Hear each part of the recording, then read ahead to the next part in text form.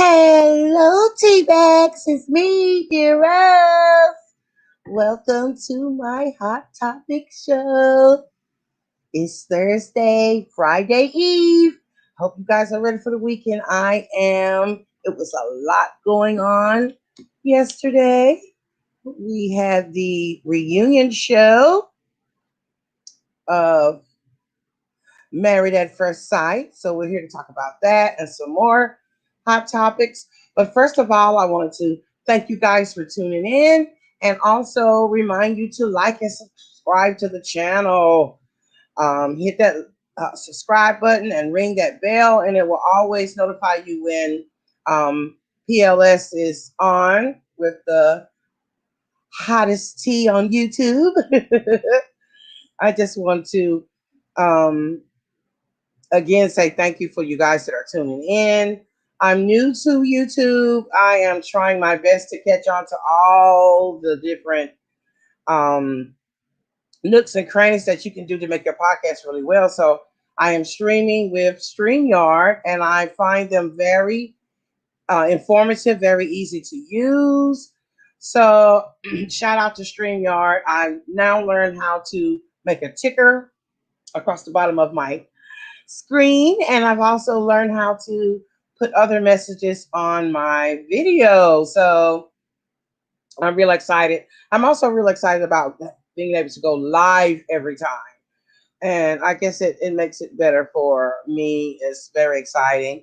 And I want to be able to show you the hot topics that I'm speaking of, like the people, some of the celebrities, or some of the different stories that I'm talking about. So that's what I will be learning next. I have a monitor now. You have to connect the monitor to your laptop in order to share your screen. They said it's best to do it that way. So next video, hopefully, when I discuss my hot topics, I will be able to show you the people that I'm speaking about. So thank you for working with me and going with me on this journey. Everything that I'll be talking about will be in the description box. Again, like, subscribe, ring that bell. Please support Plus Size Tea with Dear Rose with your super chats or your cash apps. Thank you so much. Let's get to it, guys. So, as we know, Married at First Sight finale was May 12th, which was last Wednesday. But this Wednesday, which was yesterday, was the reunion show with Kevin Frazier. I love Kevin Frazier. Kevin is so cool and suave. He knows how to get under your skin, but nicely, though, with that little grin. You know what I'm saying? So I was really liking the way Kevin was handling his commentating last night. He did very well. He's a very good host. So anyway, let's get to it. Decision day is over. We know that. We had that last week. And so the first couple up with Kevin was Virginia and Eric, with the K like my brother. And it was good to know that the couple is living together. And they're still happy. I am a person that reads body language. And I think Eric is in denial about Virginia's role in their relationship. Although they say they're happily married and they're getting along and all that, I don't think Virginia's happy. And the only reason why I don't think, it's not that Eric is a bad guy. The only reason that I think that Virginia is not happy is because Eric is so demanding. He wants her to be a certain type of way. I think he's used to a certain type of lifestyle. And Virginia is more of like a free spirited girl. So, and Eric wants to mold her to this like trophy wife type. He doesn't like her lifestyle. He doesn't like her friends. He doesn't like her drinking habits. He doesn't like how carefree she is. And I don't see Virginia slowing down anytime soon, having children, being in charge of the PTA and the bake sale and all of that. I just don't. I don't see her being a soccer mom or anything like that. I see her as a free-spirited party girl. Wake up the next morning, don't know where she's at. Let me stop. and he is kind of like past those years, but I'm trying to figure out why they paired them together. It may have been for Eric to loosen up more. He does, I know he's been married before, so it's not be such a stick in the mud. So anyway, I'm glad to hear that they're still together, but I'm betting it's not going to last long, guys. Just my prediction. I don't believe that Virginia and Eric is going to last long. I really don't. I think Eric does a lot of saving face, and he coaches Virginia what to say so that he won't be embarrassed and things like that. But I don't really think she's happy. I really don't. She did not want to move in with him. She wanted them to get like a neutral place, a place together of their own. And I think that's good too, especially when you had previous relationships or people have lived with you in that particular dwelling before. You want something fresh, you want something new. They're newlyweds, they're newly married.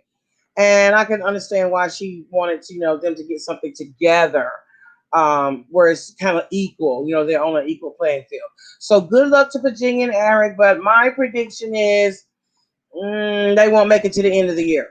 That's my prediction. All right, let's move on. So the next couple was Clara and Ryan. Um, we heard yesterday that they're going to renew their vows. They want to do their wedding over because they said that due to the pandemic, they couldn't have the guests that they wanted. It was like a short guest list, for COVID and things like that. So they want to do things over so they can have like a real wedding.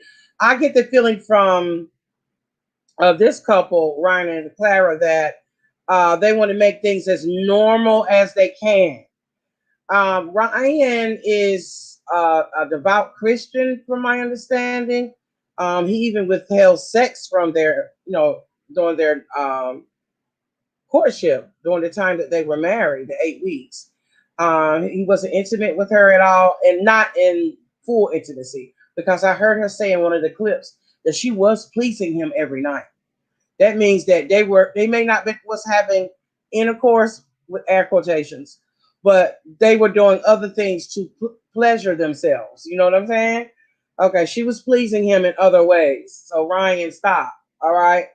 So anyway, and he would, so he did admit that he loved her. Kevin got that out of them, for him to admit that he loved her.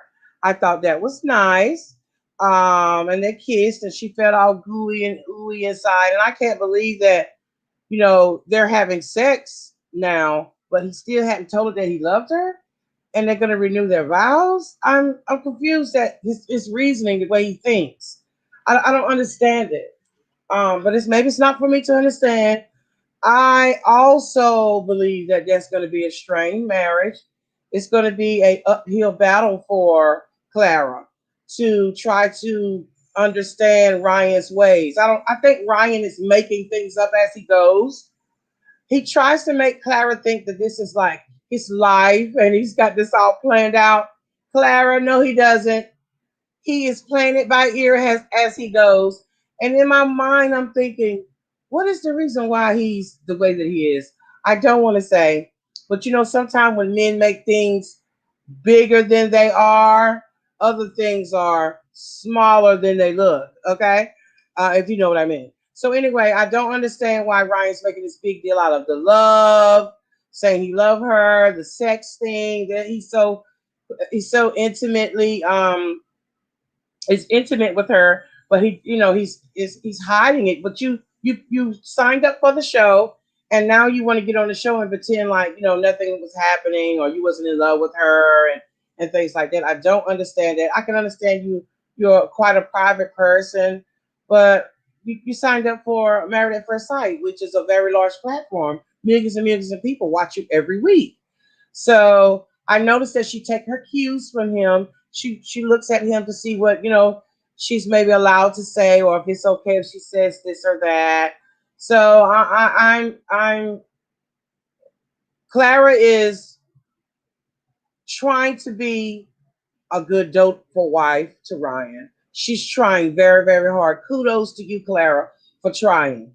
Girl, you hanging in there. you have that type of personality that is uh, easy to work with, passive. You're willing to wait. You got very good patience, because I know that the issues that you were having with him, you want to scream. You know, you want to like, oh my God, what are you doing? Are you serious right now? So anyway, so hats off to Clara and Ryan. It's going to be hard for Clara. It's going to be hard for Clara because Ryan is playing this by ear. He's just making up things as he goes. So good luck to that. All right. So next up, of course, we have our next couple, and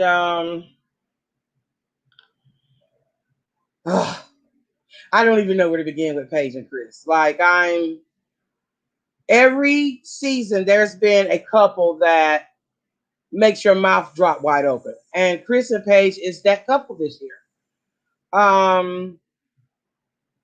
Again, Chris showed his ASS, and Paige sat there and tried to reason with him and console with him and talk to him. And he's a hothead. He's young, you know, and she's a beautiful soul. She's another type personality as Clara. Very understanding, easy to get along, willing to work it out, willing to compromise. That's what marriage is all about. If I was Chris, he said the things that he should have said to her during the marriage, during the experiment. You know, he did not deserve um, Paige. He did have the best thing that ever happened to him, because the type of personality that Chris is, he needs a woman like Paige. I see why the professionals, the experts, put them together. He's a hothead, and Paige is very level-headed. She's very laid back. She's very cool. She's not easily intimidated. She's a very strong black woman, and that's what he needs. He wants a trophy wife, a dime. Not that she's not. She's, to me, she's beautiful, because I heard the ugly slurs and nasty things he said about her, which was very demeaning. But she still held her head up high through all of this process. Not once did she whimper. Once or twice I may saw a few tears, but she held her head up through this whole process. He said something about her being unattractive or whatever, which he apologized. He did this big song and dance, and just like Kevin said, "Oh, you saying all the right things. You've been prompted and taught how to say all the right things. Now that you've embarrassed your wife, hurt her feelings, pushed her to the side, and all of that." But anyway, she has everything that he needs. She has the body, the brains, the disposition, the understanding. She's everything that he really, really needs. And what the type of women that he's looking for, as we've heard, he's been engaged twice already, with with two failed engagements and one fake pregnancy, because I knew that was fake. He has shown that he is irresponsible. He's not yet a man. So the tee ha ha was when they brought his pastor out, his spiritual advisor, so to say. And I knew that wasn't going to work. I knew that wasn't. I saw his face with his face, because he thought he had it going on. And when Kevin said, "You saying everything right, but you know, I always got to throw a monkey wrench in there." So when they brought out that spiritual advisor, that got to Chris. That bothered Chris really, really bad, and became defensive. As long as Chris thought he was in charge, and he was pacifying Paige with those fake words of admiration, with that fake apology, he thought he was doing something, but he was not, as we see. Oh my God, it was so good, and they're even going to have a part 2 to this, so that's even better. I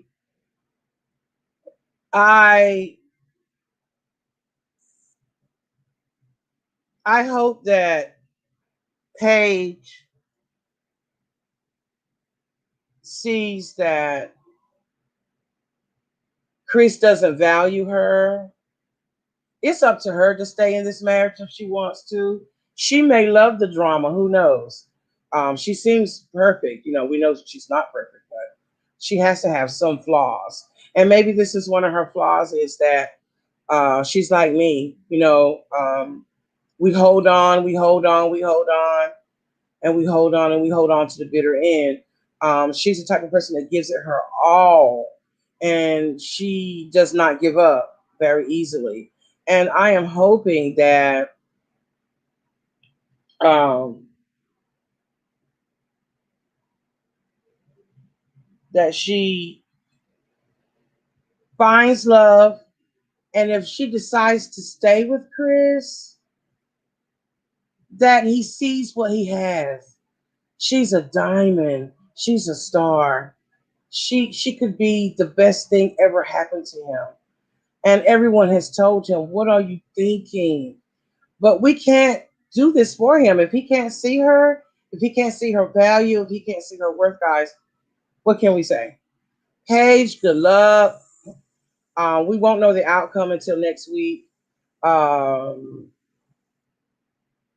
I just, I don't know. Um, I'm going to be praying. I'm going to be praying that there's some resolution to this relationship. It's so hard to watch. Everybody is, you know, hurting for Paige. Everybody's concerned about Paige. I'm like Pastor Kyle and Dr. Pepper. I'm concerned about Paige's mental state or her emotional being after going through something as, you know, as tumultuous as this with his type of personality. He has narcissistic tendencies, as we all do, some just more than others. And what I've learned about narcissism is that narcissism is one of the lowest forms of self-esteem. People that have very strong narcissistic tendencies are very low self-esteem. And I don't know what about Chris is that he feels insecure about, or that he feels he's not um, doing well in his life. He has good parents. He seems to be raised well. He was raised in church. He seems educated. He dresses nice. I don't believe his father, you know, taught him to be like a womanizer or anything. I don't know if it's just his ego that makes him, you know, this way. I'm not sure, but it's something missing. It's some missing pieces, and maybe we'll find out in part two. And then when we come back for part two next week, of course, we'll see da, da, da, the couple that decided not to um, stay together, and I can't wait to hear their story. But I'll save that for next week. Okay, that's enough for Married at First Sight. We know that it will air next Wednesday on Lifetime, and I think it's going to air at 9 because they'll probably show part one at 8, and then they'll show the part two at 9. So let's move on to Ellen. Ellen has decided to walk away from her 19-year show run of the Ellen DeGeneres show. They are talking about other people possibly replacing Ellen. I've been hearing through the grapevine from some of the other tea spillers and other affiliates, news affiliates, and things like that, several incidents of employee dissatisfaction or disgruntled employees that work for Ellen's camp said that it was very hard to work with her, or that their work um,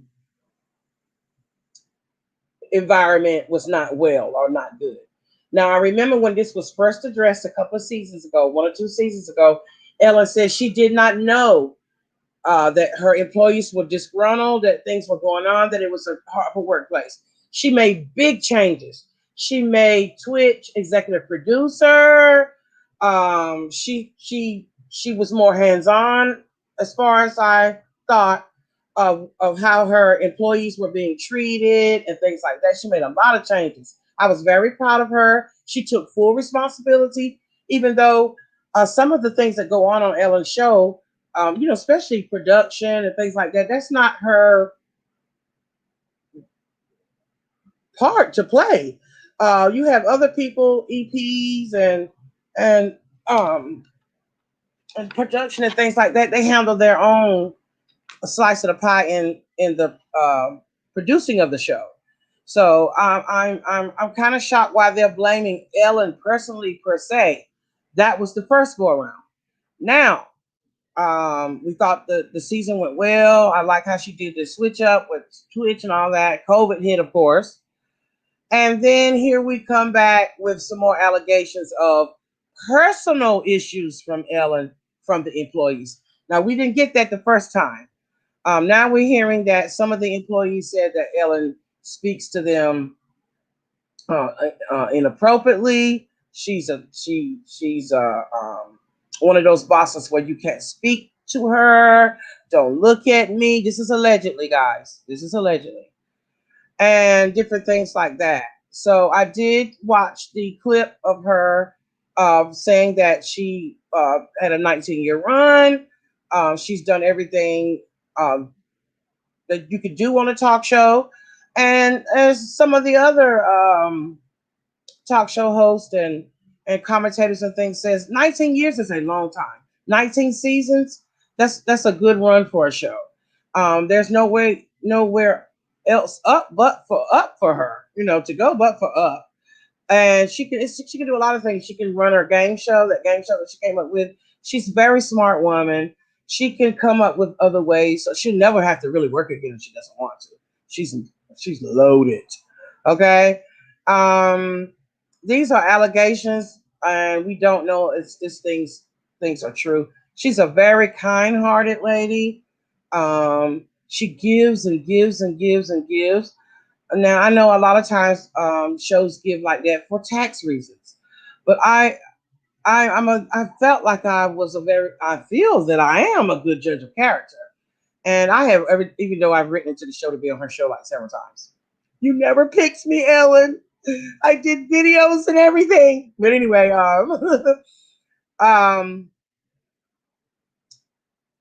she seems to be humanitarian at heart. She's always giving and making sure people have what they need and surprising people. And she didn't mind other people co-hosting her show for her when she would be out ill or had other appointments. I'm just shocked at the allegations.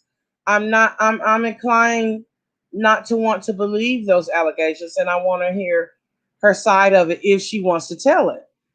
Maybe when I think it ends next year in May, and I hope that maybe she will discuss some of it, and on tonight's show or different shows that she may do interviews with, and I hope she can give us a little bit more in depth. Once they keep smearing your name, Ellen may be the type of person that's like, look, I've already had 19 seasons of the show. If this is the way this show is going to keep going, if y'all guys are going to keep blaming me for production or things that I have nothing to do with, I've done the very best I can. I've implemented different things, for the employees to feel wanted and loved and cared for. What else is there for her to do? We don't know the true story. We can't crucify her. Let's not crucify her in the media as we do others until we find out exactly like what's going on. So they're saying that there's also rumors that she was fired, but she just publicly said she was resigning or leaving the show. We don't know. It's all, hot topics. It's all gossip. So I'm always going to root for Ellen. I like her as a person. I've always followed her. I'm a comedian myself. So, of course, I'm going to have a soft spot for Ellen. I'm a comedian. So I wish her the best, her and Portia. I hope that whatever her endeavors are for Beyond Ellen, which should be called Beyond Ellen. Remember, I said it, Ellen.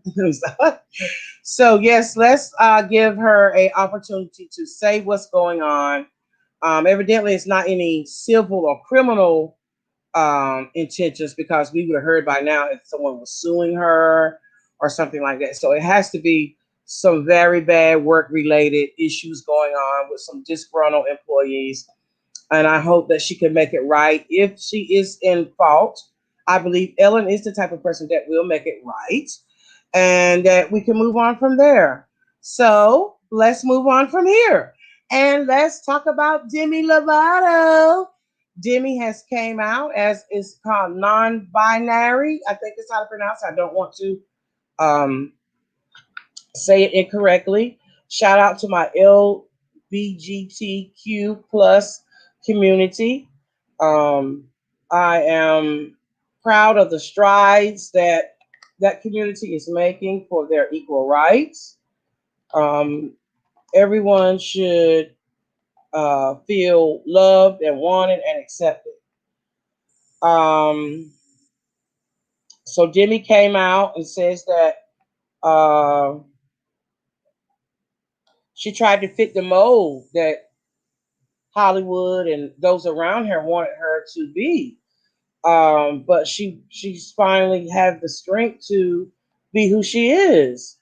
And it's hard to feel something different on the inside, but you can't express yourself. So that said, after coming out as a non-binary earlier this week, the singer is opening up about coming to terms with her identity while in the spotlight. People Magazine has an exclusive clip. You can go to peoplemagazine.com and see that. And she has a chat with Glenn Close and Anderson Cooper. And she wanted to bring change, and she wanted to bring awareness, so that people can feel comfortable on coming out and being who they are. Um, she says, I had suppressed so much of myself over the years. Growing up in the South and being raised Christian, I had these beliefs. I had been told Lovato, which is she's 28 now. She tells Close and Cooper, when I came out in LA, I knew I was queer, but I think that a part of my freedom is acknowledging the queer part of myself. Because so many years, she held her she said, because of so many years, I shoved it down and I tried to fit into a mold of what I thought society wanted from me. And she said she feels so much freedom now. She's so happy, and it's just freeing for her. I also read that the 108 radio host Maddie in the morning, not to be confused with Maddie with the two D's, T.S. Madison in the morning. Shout out to T.S. Madison, that's my girl. This is a male guy. I think his name is Matthew Siegel, and they called him his show Maddie in the Morning, out of another affiliate, 108 something. And they said that he quit his show, radio show, because they were telling him that he could not bash Demi Lovato for coming out as non-binary. That he couldn't do that. And he got very upset and quit the show. And it's another case, just like when Pierce, quit because he wanted to talk about Meghan Markle, and they told him, "Listen, you're being too. You taking it too. It's okay to. It is okay to um, commentate on hot topics, to discuss other people's woes and issues, celebrities, politics, whatever. And we do give our opinion, but to spew hate or racial slurs and things like that, or homophobic slurs and things, that's crossing the line.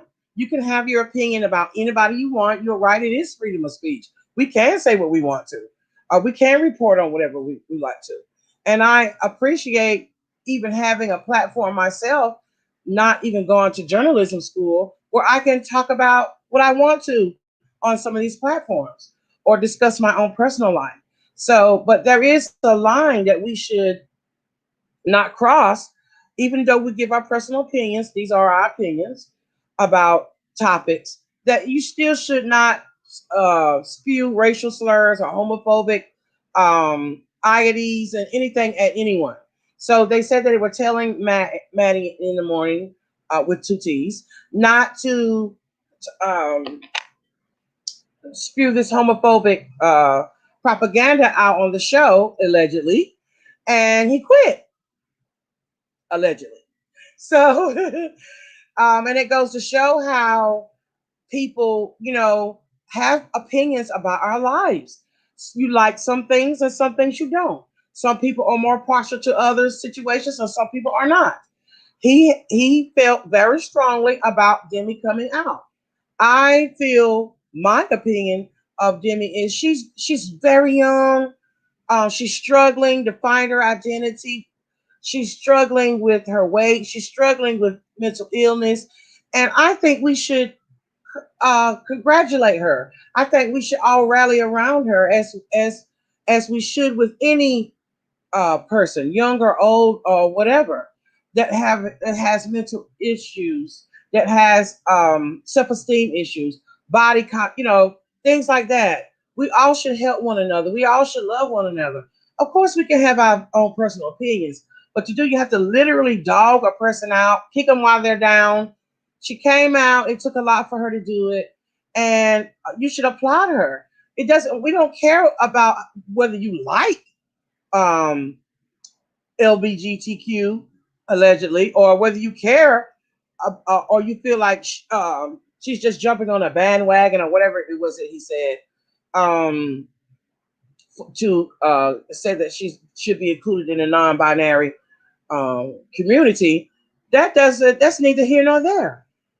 Say what you're going to say about her coming out, make your opinion, and keep it moving. Some things should be left for a pillow talk with your mate or your spouse, or at your dinner table at home, or at your dinner table where it's just you and your friends. Some things should even though we have these platforms to speak on other people's business or gossip, it's a line that you don't cross. And I think a lot of the commentators, a lot of the tea spillers cross lines.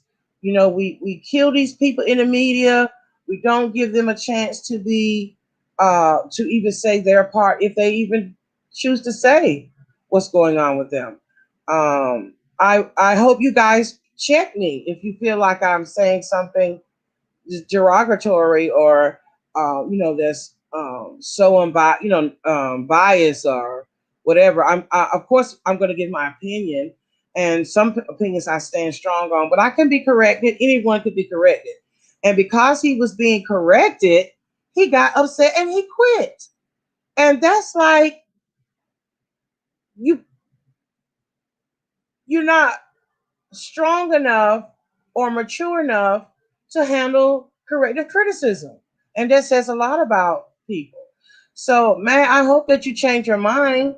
I heard that your audience and your demographics really love you. Go back, apologize, go back to your show and live your life, bro. It's not that serious. This is somebody else's life. Why would you quit and give up your livelihood unless you have something else going on for someone else's decision to come out, or whatever we talk about? So go back, bro. Go back to your job. Apologize. Sometimes we say and do things and we're not man and woman enough to come back and apologize for it. Guys, come on now. What's an apology? I'm sorry. If Joe Budden could do it, anybody could do it. Okay? And speaking of Joe Budden, I've always liked Joe Budden. I've always liked his little rap career he had. I think he's so cute. I loved him on Love and Hip Hop. I loved his relationships. I love that type of personality that he has. He's rough around the edges. I love him and his mother's relationship. And Joe is your typical male, your typical egotistical, narcissistic having attitude. I love narcs. I don't know why I'm drawn to narcissistic men. That's another story, another topic, another episode. But and Joe is like messing up right now, and I'm like, I just want to take him by the shoulders and be like, we were rooting for you. We were all rooting for you. So I don't know why Joe is doing this. Some are rumoring that he may be, you know, back out there dibbling dabbling. Some say that he's misappropriated funds. You know, his two other co-hosts, Mal and oh, what's the other guy's name? Anyway, y'all know what I'm talking about. It's just a big mess. Listen, guys, the same thing goes for you all.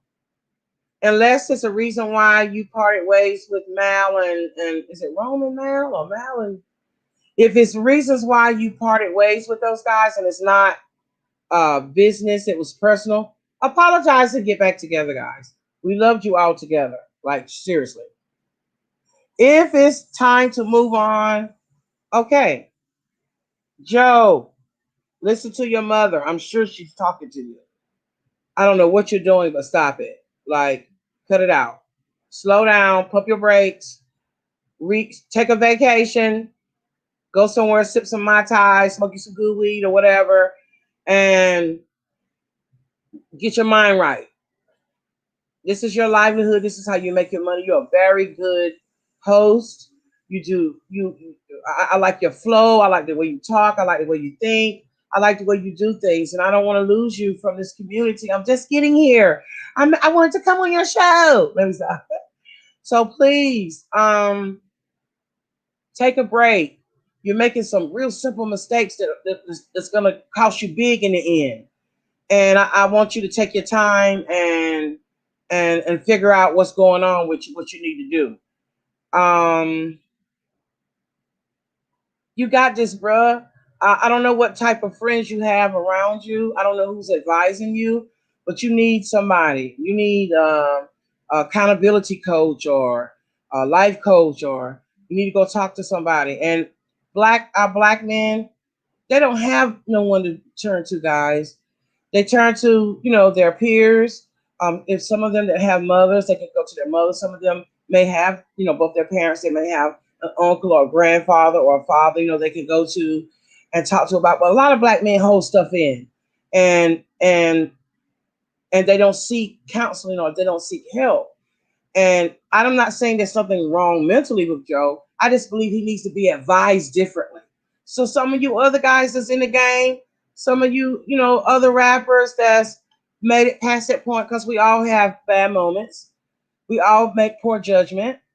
Pull him to the side. I know Joe is kind of hard to talk to at times. He got the big head, but I believe he will listen to you because I know he could. I know he's tired of apologizing every week for something stupid that he said or done. So somebody pull your boy to the side and tell him like, "Yo, man, pump your brakes, chill out. What's wrong? You need a vacation? You need a break? You tired? You burn out? What is it? Your baby keeping you up all night?" I know he's a toddler now. What's wrong? What's going on? You having female problems, issues? You stressed out? Is it a pandemic? They call it the COVID fatigue? What's going on, man? Because I think he's making a big mistake with his career. He has a good career. I believe he has a good future ahead of him. And Joe, slow down, Joe. Slow your roll. Take some time off. You're making some very small mistakes.